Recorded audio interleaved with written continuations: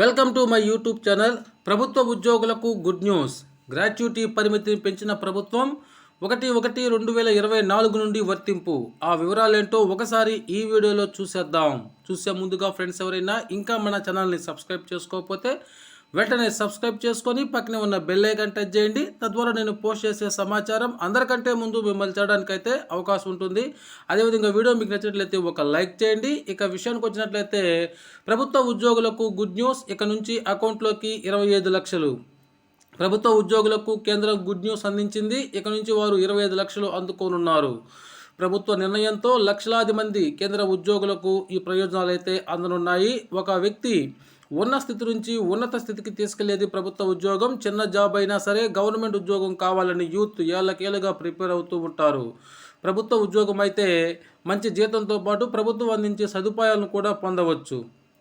DA, gratuity వంటి ప్రయోజనాలను అందుకోవచ్చు. మీరు ప్రభుత్వ ఉద్యోగులైతే మీకు గుడ్ న్యూస్.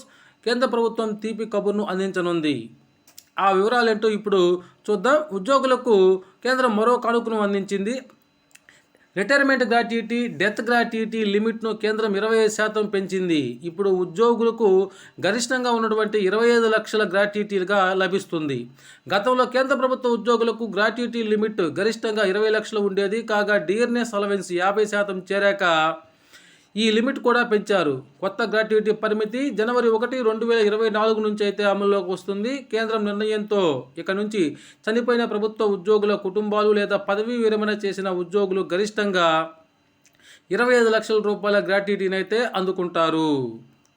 ఇక గ్రాట్యుటీ అనేది ఉద్యోగి యొక్క జీతం, పెన్షన్, ప్రావిడెంట్ ఫండ్ పిఎఫ్కి అదనంగా ఇవ్వబడుతుంది. 7వ వేతన సంఘం సిఫార్సుల మేరకు ఈ చర్యలు తీసుకుంది కేంద్ర ప్రభుత్వం. అయితే కంపెనీల్లో కనీసం 5 ఏళ్ళు పనిచేసినప్పుడే ఉద్యోగి గ్రాట్యుటీకి అర్హత ఉంటుంది. ఈ ఏడాది మార్చిలో కేంద్ర ప్రభుత్వం డిఏను 4% పెంచింది. ఈ నిర్ణయంతో దాదాపు 49.18 లక్షల మంది కేంద్ర ప్రభుత్వ ఉద్యోగులు, 67.95 లక్షల మంది పెన్షనర్లు అయితే లబ్ధి పొందనున్నారు.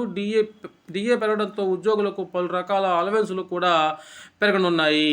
ఓకే ఫ్రెండ్స్, ఇది సమాచారం. మీకు నచ్చినట్లయితే ఒక లైక్ చేయండి. Thank you.